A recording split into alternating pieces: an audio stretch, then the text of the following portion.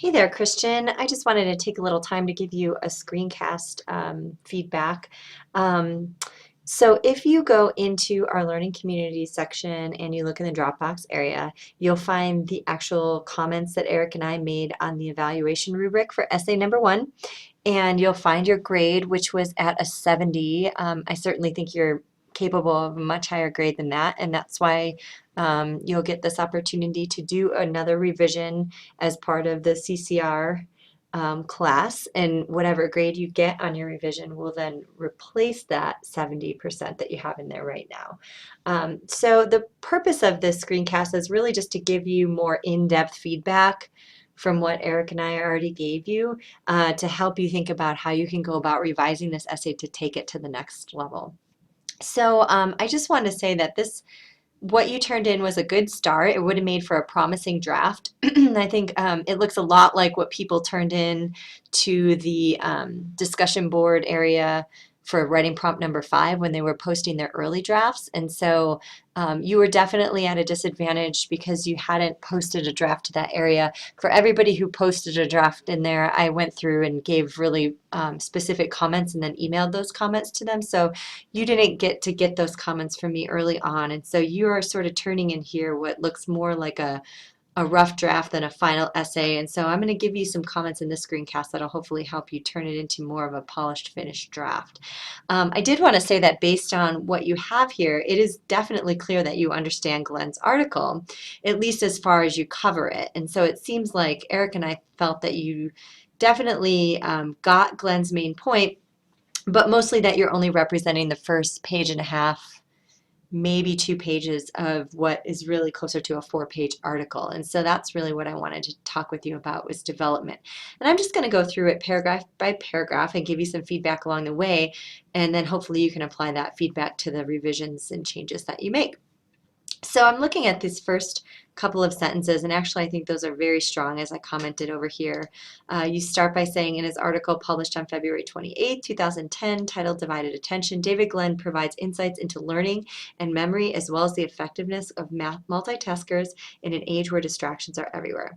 Great job. That exactly gets to the heart of what Glenn's article is about, and you paraphrase it very nicely. And then you go on to say, I believe Glenn's purpose in writing this article was to help his fellow educators who were also challenged by distracted students by providing insights into a person's memory and the effects of distractions on the ability of a person to effectively multitask. And that's a good sentence as well, because you let us know what Glenn's purpose is, what he's trying to do. He's not an educator himself. And so on. One thing I want to point out is this word right here, affects. You're going to want to change that to effects. That's a confusing difference, I think, for students. Usually the word effects or effect is a noun, and affect is a verb. And so if I'm talking about a thing, like what are the effects of dry weather, I would say effects of dry weather. But if I'm talking about an action or a verb, then I would usually use affects. I would say, what affects? I'm sorry. The effects of dry weather. How does weather affect you? So here we're talking about more like a thing or a noun. Here we're talking about an action. How does it affect you? How does it do that to you? So if that helps you remember those two. Students often confuse those two words, and so it's a common error, but I thought I'd point it out since it was in that sentence. So anyways, the first two sentences are very strong, and they set up the essay very nicely. One thing I wanted to point out in this next sentence is that you'll notice in the last 2 sentences of this paragraph, you don't have what is called an author tag. Remember, an author tag is just it's attributing the words to an author. So you'd want to put that in here. You could say, according to Glenn in the past. That way readers know that this is coming from Glenn's article. It's not an idea that you're coming up with yourself. So again, you'll notice I said the same thing in this last sentence here. You say the technology seems to be distracting and hindering a person's ability to stay on task. Same thing. So is this your idea? Are you interpreting the article here, or do you feel like that's part of the article? If you're interpreting it, you want to take that out because you don't want your opinion in the summary. If you're if you think the article says that, then you'd want to say, you know, Glenn implies that the technology today seems to be distracting and hindering a person's ability to stay on task. So you'll have to choose if this is a sentence that you feel is coming from the article, and if it is, then you just want to give it an author tag or an attribution tag, and if not, then you'd actually just cut that whole sentence out.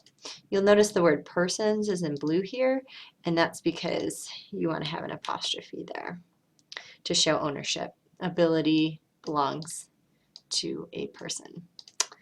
Moving on to the second paragraph, Glenn stated that psychologists have been studying people's ability to multitask while being distracted. And you're right, that's a good topic sentence because that's true. He does look into the history of how psychologists have been looking at this, how researchers have been looking at this. And then you go on to include this chunky quote here. Those early scholars were largely interested in whether attention is generated by a conscious effort or is an unwilled effect of outside forces. The consensus today is that there are overlapping but neurologically distinct symptoms. One of a controlled attention, which you use to push yourself to read another page of Faulkner, and one of stimulus driven attention, which kicks in when someone shatters a glass behind you. Okay, so that's a pretty lengthy quote there. And I guess the question that we had when we looked at your essay is why that quote? There are a lot of sentences in the article that would be worth quoting. We weren't sure why you picked that one. We're not even sure that that necessarily gets at a main idea in the article. And so that's something you'll want to ask yourself. It's good that you included a quote, but why that quote? There may be other points that are more important to make. So I just want to call your question to that. And also just to remember that if you have a quote this long, you want to block it. This was in one of our quizzes, I think it was last week. This idea of having a block quote is when you indent it like that and then you separate it from the rest of your text. And the reason you do that is because it's so long that it's kind of confusing to readers if we don't set it apart. Sometimes I even make it like that, so it's a chunk of text, and then the reader can see that. So what you want to decide first of all is this quote even worth it? If it is worth it, you'll want to block it, but you might want to look back and say, are there better quotes that I could use that really get at the main point of what Glenn is talking about? Because this sort of seemed more of a minor detail than a main point. Okay, moving down here, all of the scholars were surprised to find that some people were just better at completing tasks while distracted more than others. However, all of them struggled. I can definitely agree with this, that all of them struggled. That's true. I'm not sure if this is true.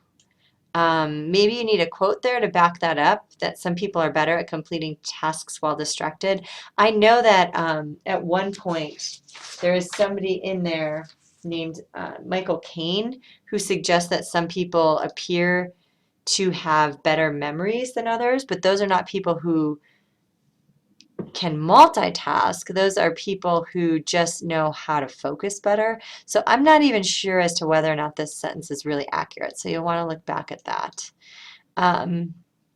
These last two sentences here, starting with strategies on how people could manage stimulus, were presented. That's accurate. That definitely happens in the article. And what I like is that rather than going into all those specifics, you just give us that one sentence.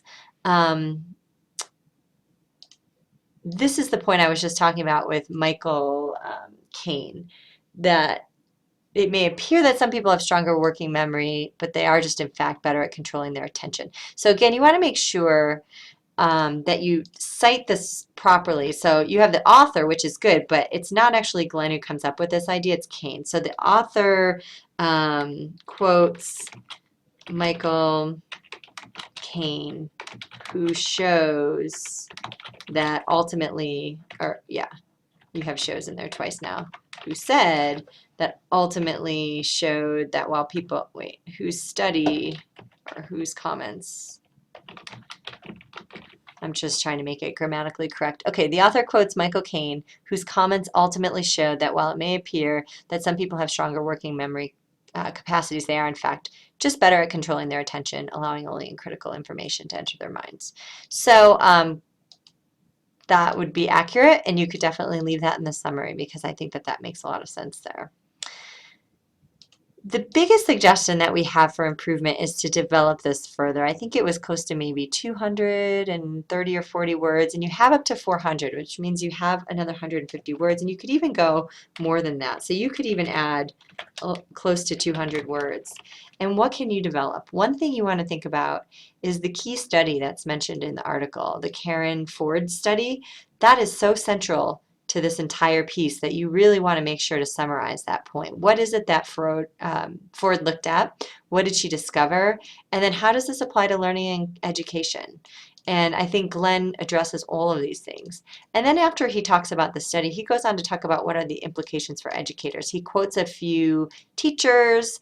What do they say? Do they agree? Do they disagree? What are the viewpoints that he represents there? And then finally, what does he leave us with to think about at the end? And that would go into your conclusion. So it seems to us that the essay is about half developed right now. So what you want to focus on for your revision is adding this information in, which is really key to getting at the heart of the article, and then going back and addressing some of those sentence level issues like the grammatical or spelling errors, that kind of thing, and getting the author tags in there like that, and cleaning up all of those things. So I think I'm going to stop there. If you have any questions for me, Christian, on any of this feedback that I'm giving you back, please feel free to let me know, and I'll be happy to clear that up for you. Thanks.